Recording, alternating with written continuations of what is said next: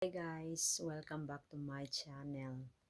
Sa video ito ay pag-uusapan naman natin kung ano ang maximum years na pwede nating matanggap as lump sum natin dito sa Japan. Alam niyo po ba na sa kasalukuyan ay may bago ng batas or reform ng law nila sa pagtatanggap or sa maximum na payoff natin sa ating lump sum. At kung curious po kayo at gusto niyo pong malaman ay panoorin at tapusin niyo po ang video na ito. Nung nagsimula pa po yung TITP or Technical Intern Training Program, so ang maximum po na pwedeng tanggapin ng isang trainee kapag uuwi siya ng Pilipinas ay ang 3 years ng kanyang lump sum. Maximum po yun. So, ibig sabihin, kapag yung trainee ay 1 year lang yung contract niya, so, meaning to say na 1 year lang din po na lump sum ang kanyang matatanggap dahil yung lump sum ay galing po yun sa contribution natin sa national pension ng Japan na pwede nating i-withdraw kapag uuwi na tayo ng Pilipinas.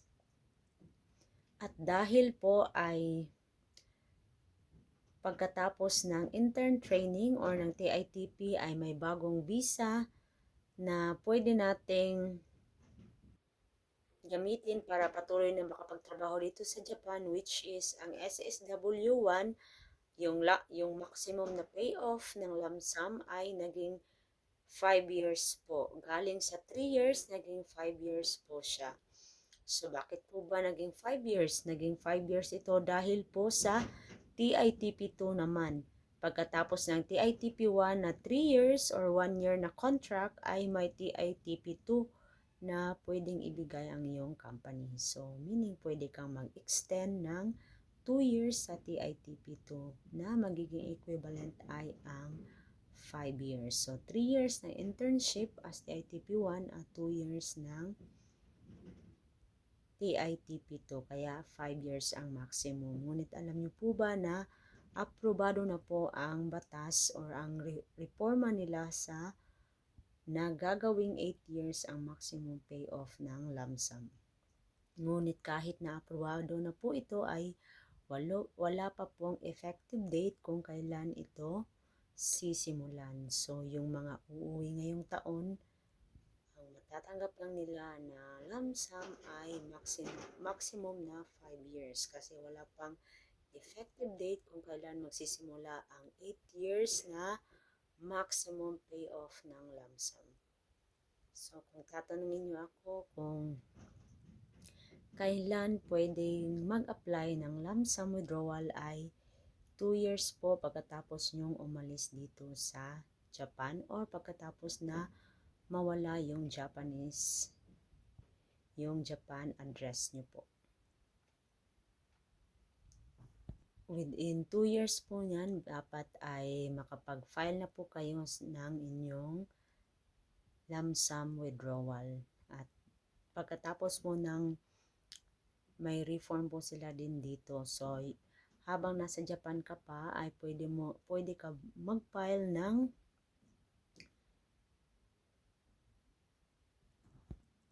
kapag may re-entry permit ka pa at uuwi ka ng Pilipinas, magbabakasyon ka, ay pwede kang magpasa ng Tenshutsu Todoke. Yung ang ibig sabihin nito ay ang move out mo sa Japan. Move out mo sa address na tinirhan mo dito sa Japan. Ngunit pagkatapos po ng reform na ginawa nila, ang dapat na gagawin mo ay ang isurrender mo po ang 1 year na re-entry visa mo at yung alien card mo po ay ipapunch nila or lalagyan po nila ng butas. Or kapag naman ay hindi pa expired yung 1 year na re-entry mo, ay makapag-file ka po ng yung lump sum withdrawal pagkatapos na ma-expire yung re-entry permit nyo po.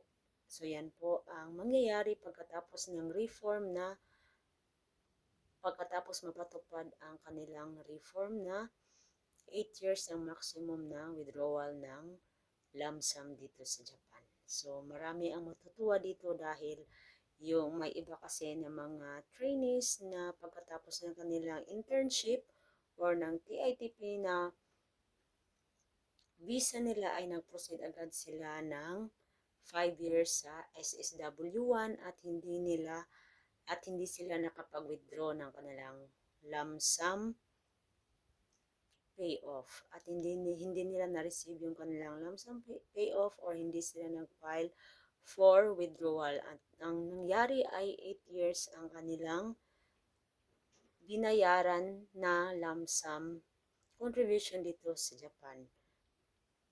Ngunit ang pinakahintay nating lahat ay kung kailan ito magiging epektibo as batas. So, ngayon po, ang maximum na lump sum withdrawal ay hanggang 5 years pa lang po kasi hindi pa po inanunsyo kung kailan ang effective date ng 8 years na lump sum withdrawal dito sa Japan. At yan lamang po, sana po ay nakatulong sa inyo ang video na ito at maraming salamat po sa patuloy na pagtangkilik at panonood ng ating mga videos. See you on my next video guys. Bye!